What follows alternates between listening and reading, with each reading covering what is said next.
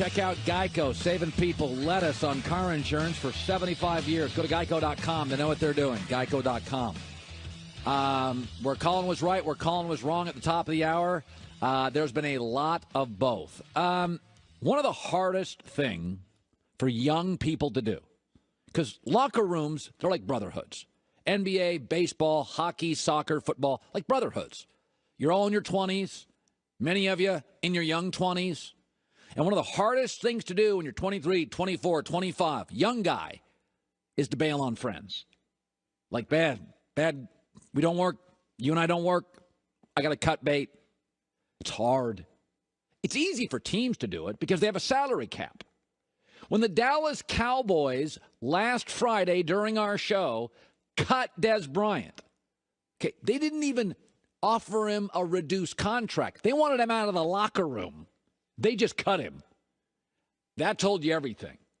They wanted him out of the locker room. But what I'm hearing, so did Dak. Now, Dak's not going to admit this publicly, and Dak probably shouldn't admit this publicly. Here's what he said about Dez leaving. I mean, I just knew it was speculations, I think, as all of us knew. And I didn't really know necessarily if it was happening. I can't say that I actually thought that it would fully happen. I mean, it's sad news. That's a brother to me. Put the football stuff behind you. What he meant to me as a person, what he meant to me as a brother, it's tough to see him going. Okay.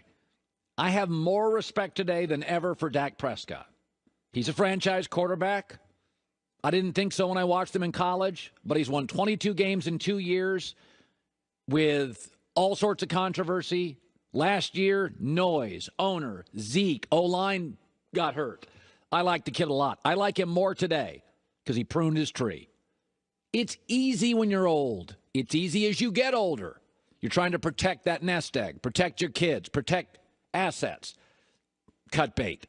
But when you're 20, 25 years old, and that locker room's brotherhood, and Dez is one of your friends, one of your guys, and you were okay, moving on, shows me a lot of maturity.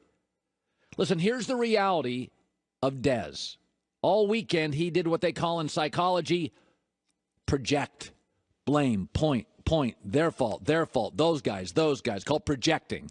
The reality is, before he signed his big contract, here's the numbers you got. Massive.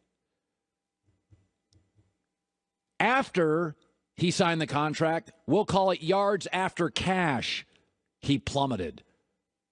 The 3 years prior, 41 touchdowns. The 3 years after, 17. The 3 years prior, 4,000 yards. The 3 years after, 2,000 yards.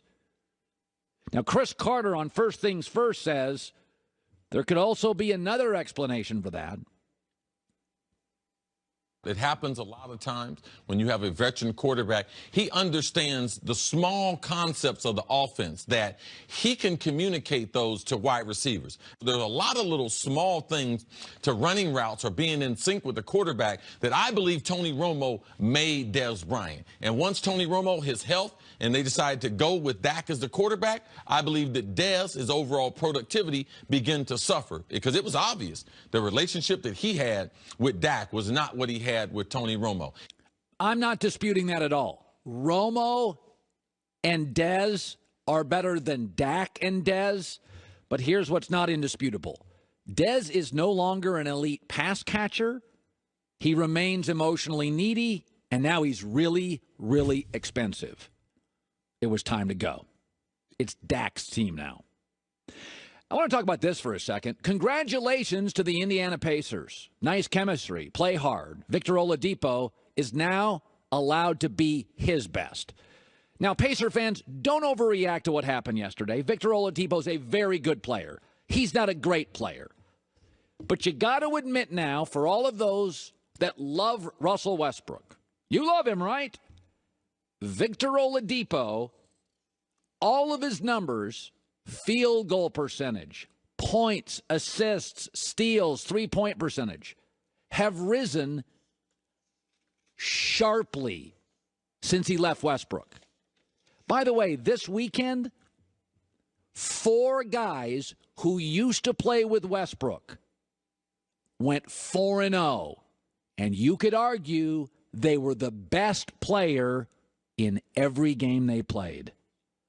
Paul George yesterday had a 9-minute stretch. He was money, baby. Westbrook was not playing. Now, Paul George was good all day yesterday, but in the 9 minutes he didn't play with Westbrook, he had 16 points. And I'll say it again. Some people are harder to play with. Victor Oladipo didn't get massively better in 6 months. He's always had Eastern Conference All-Star potential. He's not an All-Star in the West. He's not.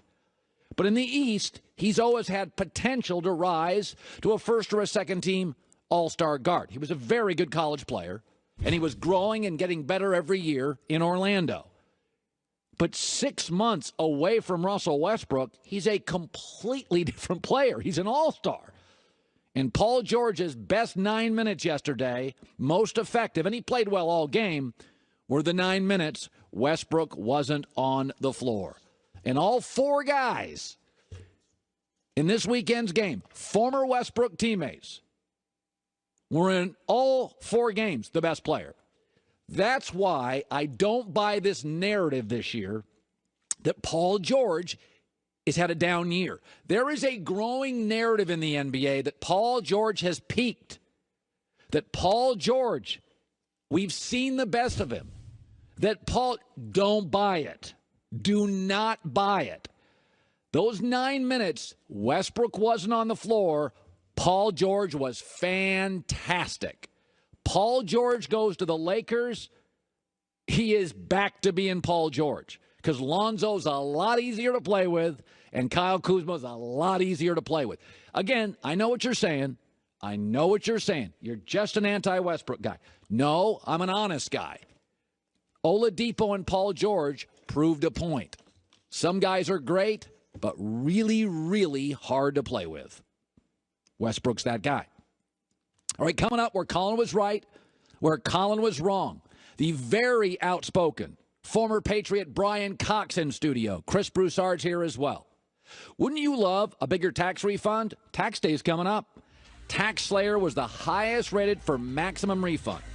Have more cash to spend? Slay it.